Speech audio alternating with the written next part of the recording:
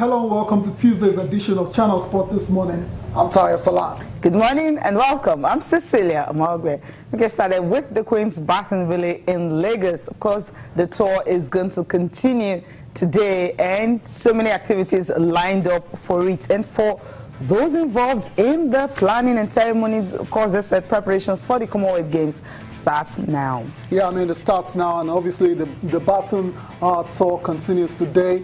Green Springs, you have Lekki Link Bridge, the Palace of the Royal Majesty, British Council, some of the places on the tour, the Baton will be later today. So if you want to have any sort of interaction with the Baton, you know where to go. Yeah, most of the places you just mentioned. And also the program, women's football will be getting our attention this morning. It's Wednesday games, and tomorrow we'll be having a lot of games lined up for you. But then it's going to be getting our attention this morning. So much to talk about. Yeah, a lot. Any development of Nigeria Women's League. Yeah, a lot to talk about, and we have a special guest in the house that will talk to us about the state of the Nigerian Women's Football League. Okay, also on the show this time in basketball, March Madness is over, Cecilia, and we have champions. The University of North Carolina have bounced back from last year's final defeat to Villanova to win the 2017 NCAA basketball title with a 71-65 victory over the Gonzaga Bulldogs. Cecilia, this hasn't come as a surprise at all. If the results had gone the other way, that is, if Gonzaga had won this particular title, it would have been an upset. Bigger historic. Exactly, it would have been an upset because we have a team that is Gonzaga, very, very small school in Washington. 7,500 students going up against a school like the University of North Carolina, who has won the championship five times. They were in the finals last year. So everything was against Gonzaga. North Carolina went into that particular game as favorites, and they've emerged as the 2017 NCAA basketball champions. That's in the USA. So congratulations to UNC. They've done it after last year's final outbreak. Remember, they lost that final to Villanova on a buzzer beater. So for them to bounce right back to reclaim the title this year, it's very remarkable. So congratulations to the Tar Heels once again.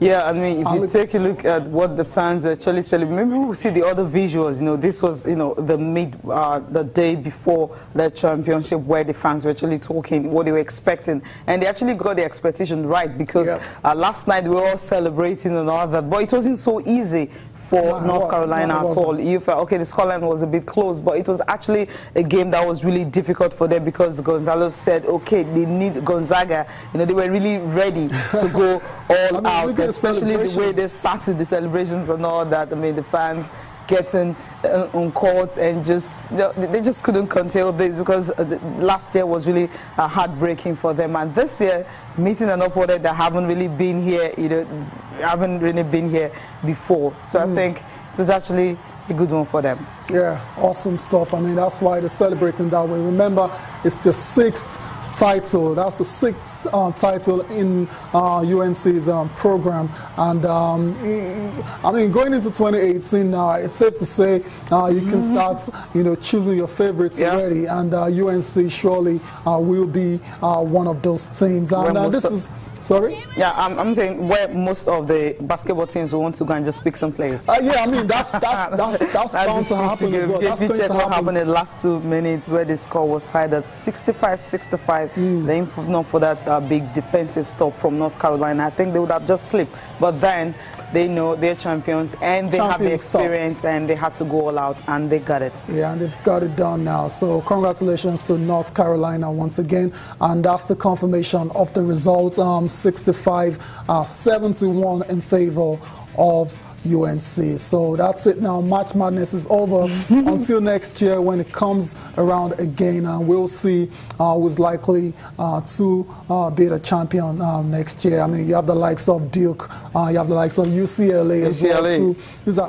These are schools in the USA that have dominated the basketball championships for a long time. So that's about it for March Madness. Now let's talk about the basketball in the NBA. I mean, just a couple of steps higher than the NCAA, and we had just one game last night. Actually, yeah, big step higher. Right? That's the collegiate basketball. So yeah, we're talking about the professional basketball. Yeah, but these guys, all these guys in the NCAA, they're ready for the professional league as well too. So that's why I just put it as just a couple of steps higher. A lot of them already. I mean, we simply have to go from high school straight to the NBA and, you know, do really well. Kobe Bryant, Tracy McGrady, and the like. So, yeah, just one game in the NBA early this morning, and it involved the matchup between the Portland Trail Blazers and the Minnesota Timberwolves, and was a very, heartbreaking defeat for the Trail Blazers because they lost by a point, 110-109 in favor of the Timberwolves. Karl Anthony Towns scored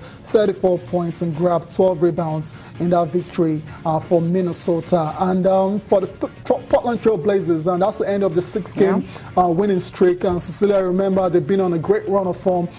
They've managed to hold on to that final playoff spot in the Western Conference. And this loss is a bit of a dent, but then they're still in charge. They're still there. All they have to do is ensure that they don't lose too many games before the end of the season. And Nigerian forward Alpha Rukaminu had probably his best game of the season. Came off the bench, scored 20 points. It wasn't good enough. I mean, close but no cigar. 35 minutes to play, 20 points, 7 of 14 shooting from the field, 7 rebounds, assists, 5 blocks, 3. I mean, it was an all-round 35 minutes here for him.